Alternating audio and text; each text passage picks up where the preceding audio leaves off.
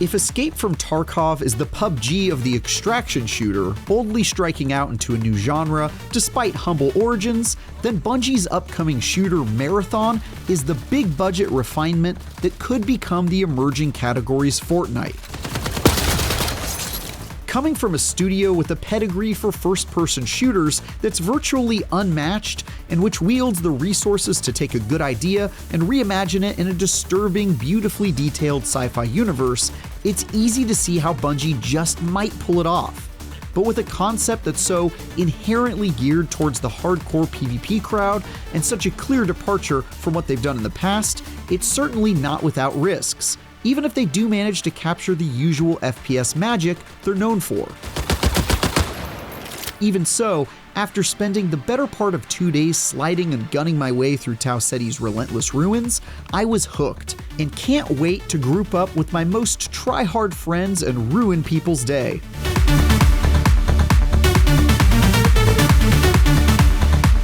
Marathon is an extraction shooter where you and two friends are dropped into an extremely unmerciful wasteland to battle deadly enemies, including rival players, all in the name of loot and glory.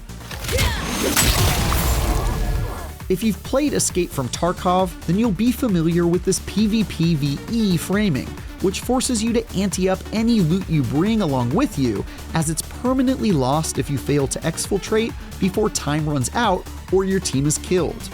Those distressingly high stakes immediately got my blood pumping and made each match feel like the most important one so far. After fighting tooth and nail against surprisingly challenging AI enemies and ruthless fellow runners to get a high-level rifle that could down most enemies in 2 hits, I wasn't about to let my guard down for even a moment and risk losing it all to some unworthy foe. If, like me, you bemoaned the quiet, undignified death of PvP's relevance in Destiny 2, then you might share my eagerness to see Bungie focused squarely on a competitive experience here, and everything I played so far indicates they've still more than got what it takes to pull it off. Weapons and movement feel crisp, fluid, and incredibly satisfying in that rarefied way that few studios can achieve. And the added element of hero shooter-like abilities, like one that lets you blast enemies with kinetic energy, sending them flying away, gives that extra kick you need to feel like a supernaturally powered badass. Marathon almost immediately feels fantastic to play, and as soon as I took out a robot who took a pot shot at me from the window of a nearby building and tried out his weapon for myself on a nearby enemy, it was love at first snipe. This gets even better once you start to familiarize yourself with the class-based runners available to you, 4 of which I got to play extensively out of the 6 that will be available at launch. Glitch is all about mobility and controlling positioning, and has abilities that help her move fast, jump to areas others can't reach, and push enemies away with a blast of kinetic energy. Locus is a tanky soldier who can pull up a shield to block incoming fire and launch a flurry of homing missiles at enemies, while Blackbird is all about intel and using her gadgets to ping any enemies within an area for the whole team and sending out little robotic drones to seek and destroy nearby enemies. Seeker deployed. My personal favorite, though, was Void, a deft ninja who can turn invisible for a time and deploy massive clouds of smoke to lose and confuse the enemy within. Camo filter engaged. Each of these characters offers a completely different way to play Marathon, and by coordinating with my teammates, we were able to put together a balanced team of runners who complemented one another's strengths and helped make up for any weaknesses. That came in handy as we explored dark and forgotten places throughout Marathon's maps, which were filled with deadly creatures like a species of giant ticks who ran at me frantically, and surprisingly accurate robots who were much better at surrounding and overwhelming players than the vast majority of AI enemies found in other games.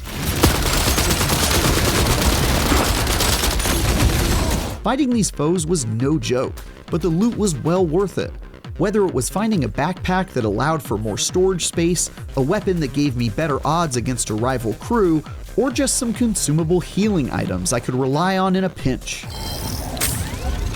Some of the extremely rare and powerful items, of which my team only found a handful during our matches, changed things up quite significantly, like a backpack that turned the user invisible whenever they interacted with a container while wearing it. Extremely useful in a game where you're being hunted by everyone else on the map. Marathon's tensest moments, though, happen when you encounter enemy crews and inevitably clash in a bid to claim one another's loot. Maybe we'd spot a crew in the distance and stealthily follow them, waiting for the right moment to stage an ambush. Or sometimes we'd hear other players in the distance fighting off security forces and decide to go catch them when their guard was down, scooping up whatever goodies they were about to claim.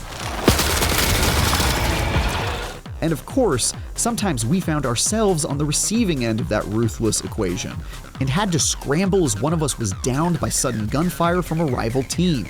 These moments are when the PvP magic really shines and leaves you with stories to tell your friends, like the time my group got entangled in a 9-player free-for-all and came out unscathed thanks to some well-timed smoke grenades.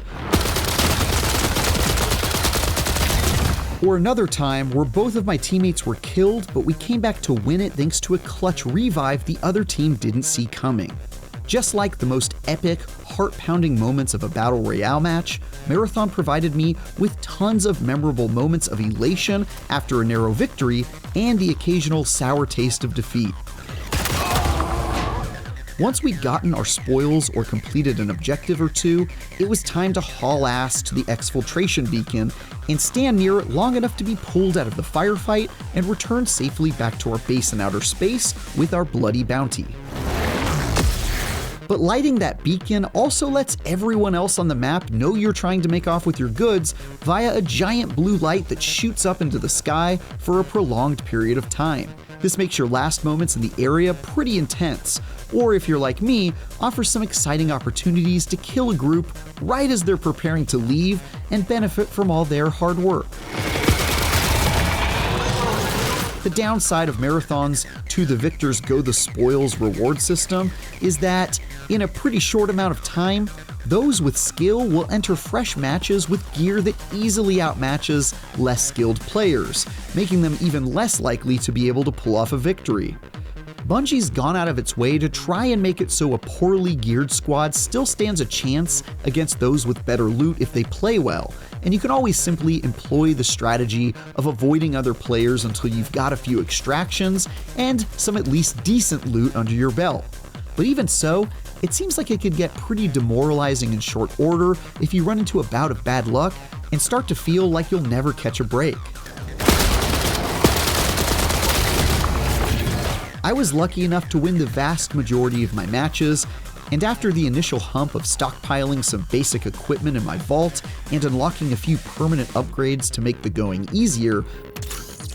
I felt like even if I fell in battle and lost all my best stuff, at least I'd have some adequate backup gear to recover with. But that won't be the case for everyone, and I wonder how big the chunk of players will be who simply run into a brick wall in their first few hours, log off, and never return. At least in Escape from Tarkov, you've got your Kappa case to hold your most valuable items and protect them from being lost on the battlefield. Marathon has none of those safety measures, instead opting for a system where you're given a sort of pity loadout called a sponsored package, which sets you up with some basic gear after you've been quite literally bled dry. This definitely helps ice the wound of a string of bad luck, but might not exactly be the most comforting consolation prize.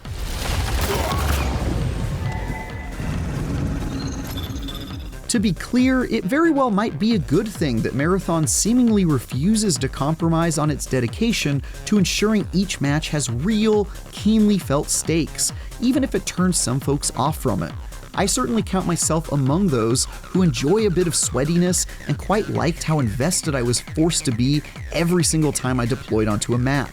But they definitely risk a situation where it feels like the rich are getting richer and the poor are getting poorer, to the detriment of those who are on the unfortunate side of that brutal equation. Time will tell before we know how that will shake out, but even in my short time with it, I already felt a bit of friction emanating from those on the server who kept dying repeatedly and felt like they were getting outclassed by those with quality loadouts. One thing that could be the key to preventing people from falling off is Marathon's ongoing meta progression system, which I found surprisingly engaging in my time with it. Even though your loot is probably destined to be stripped off your still warm corpse and stuffed into some rude opponent's backpack, you can at least comfort yourself in the various perk trees and ongoing quests you'll find in the menus between rounds of play. You might not have made it back alive from your most recent escapade, but maybe you were able to loot some chests from a specific part of the map or complete some other objective in your quest log before you went cold. In that case, you can at least still make your way through the faction quest lines and upgrade systems, which unlock new bits of story and improve your reputation with each of the 3 groups who have taken a marked interest in your progress. Doing so grants you perks that make the going a bit easier, like those that let you buy slightly better gear from the vendor in case you find all your existing loot confiscated by the enemy. Elsewhere, despite some clear indications that some kind of plot will be included in Marathon, even though multiplayer mayhem is plainly the focus, it's still unclear to me how much that story will matter, or deliver something that makes me want to progress beyond just finding better weapons to use. As a mercenary called a runner, your consciousness is repeatedly uploaded to a synthetic body and sent into dangerous territory in search of riches. Beyond this basic premise and some really cool details, like how your artificial bodies are sewn together out of synth silk by robotic caterpillars, there wasn't a whole lot to go off of, and I could easily see this not being an area of particular focus for Marathon. That said, the world Bungie has built is every bit as beautiful as it is creepy and dystopian, and there are moments where they satisfyingly hint at the events of the Marathon trilogy from the 90s. But Bungie also told me that they're not entirely following the events of the original games, and what little I saw did only slightly more than pay lip service to the world. Another question is just how much support and longevity we can expect from Marathon.